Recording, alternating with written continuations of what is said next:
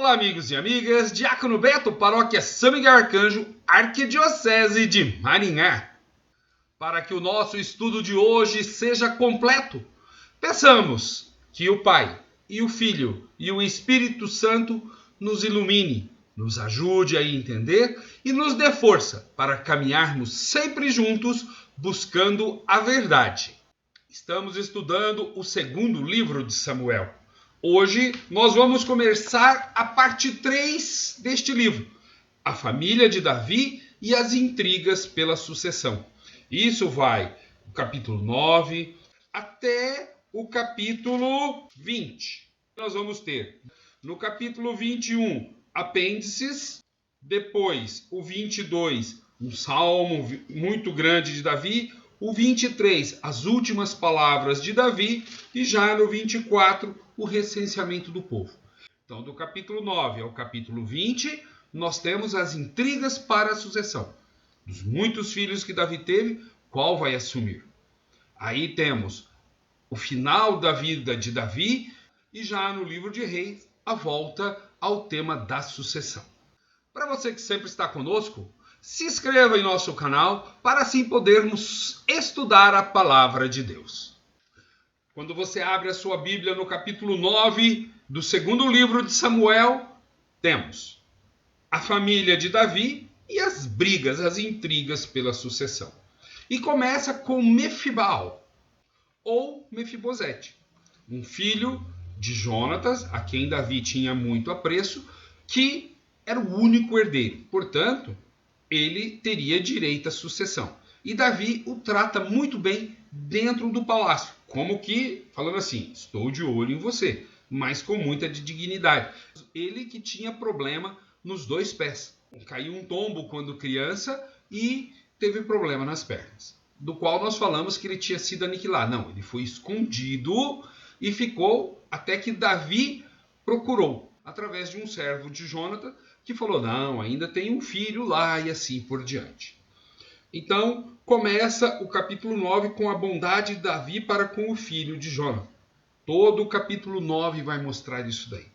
Já no capítulo 10, o item B desse terceiro ponto, nós temos a guerra amonita e o nascimento de Salomão. No capítulo 11, a segunda campanha contra os amonitas e o pecado de Davi.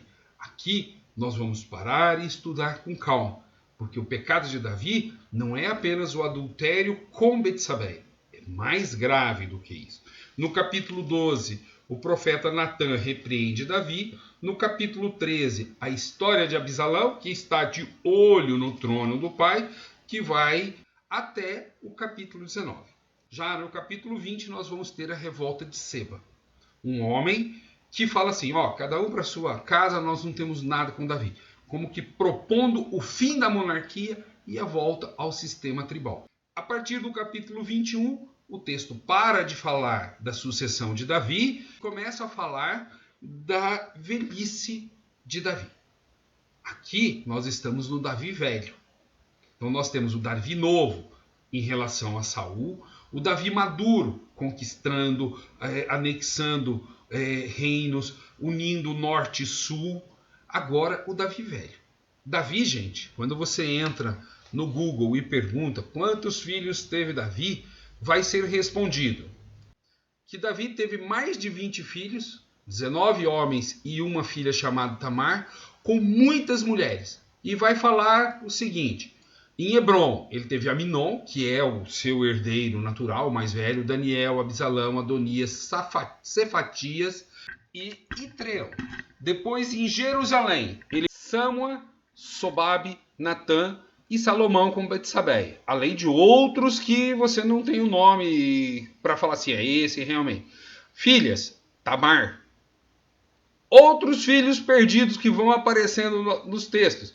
Ibar, Elisua, Elifelete, Noga, Nefeg, Jáfia, Elisama, Eliada e um segundo, Elifelete. Ou seja, o cara foi tendo um monte de filhos. E existia um preceito de que o rei não deveria ter muita esposa. Mas, para nós entendermos as intrigas da sucessão, é importante sabermos que E cada esposa, normalmente, ele tinha um filho, como num acordo comercial com uma certa cidade-estado.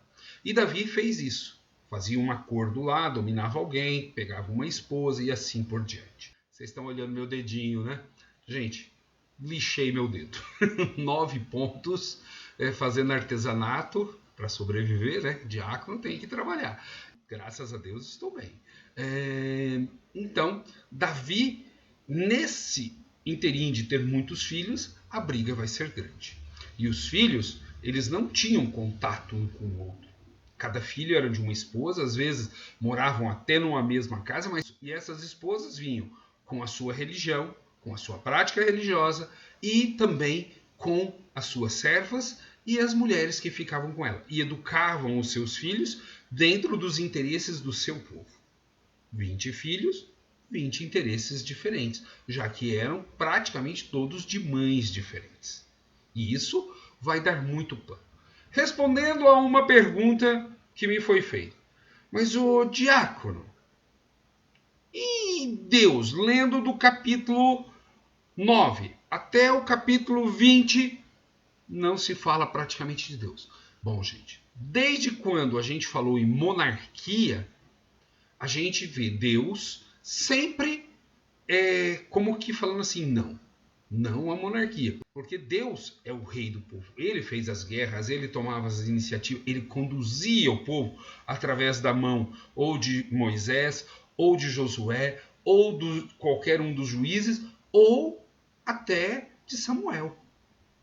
Então nós tivemos homens e mulheres representando Deus, mas sem ter um estado monárquico. Quando o povo quis um estado monárquico, Deus alertou, lá em 1 Samuel 8, mas não proibiu, porque Deus nunca vai te proibir de fazer nada. Deus, ele te respeita. E para você falar de Deus é uma adesão. Tanto que fé, gente, não é só acreditar. Fé é você aderir a Deus.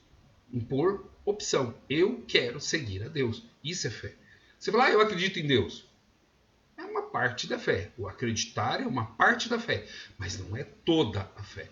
A fé é um caminhar com adesão, onde você faz uma adesão muito forte a Deus e aos seus princípios religiosos, sociais, morais, éticos, sexuais e assim por diante, como um casamento. E se um dia você falar que não quer mais, ninguém te obriga. Deus nunca vai te obrigar. Então a monarquia não é algo que Deus quis, para falar a verdade, ele livrou o povo de uma monarquia. Agora o povo está na monarquia. E nós vamos passar toda a velhice de Davi sem falar de Deus. Onde os filhos vão estar lutando e a vida do povo ficando cada vez mais difícil. Ainda hoje, temos muitos políticos, muitos governantes que não ligam para o povo. Querem apenas o seu próprio bem. E isso Deus é contra. Então por que Deus não tira? Porque Deus nos deu o livre-arbítrio.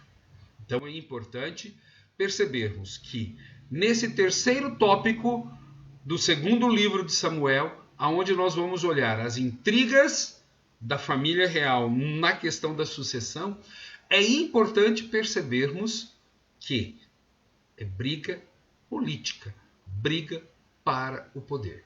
E o povo? O povo é aquele detalhe que eu sempre venho falando. E Deus, quando é cômodo, eu falo de Deus, eu faço uma oração, eu chamo para um momento de religiosidade. Assim como Davi trouxe a arca para o lado do palácio, aumentando com o aspecto religioso o seu poder militar e político. A partir do próximo vídeo, nós vamos entrar no capítulo 10, já que o capítulo 9, todo ele está em cima desse acolhimento que Davi faz a um filho de Jonatas, como que deixando o menino ali por perto do palácio, já que ele teria direito à sucessão, porque ele era neto de Saul, filho de Jonatas. E agora, os filhos de Davi é que vão entrar na linha sucessória, disputando com unhas e dentes e facadas todo o poder. Sigamos juntos. Paz e bem.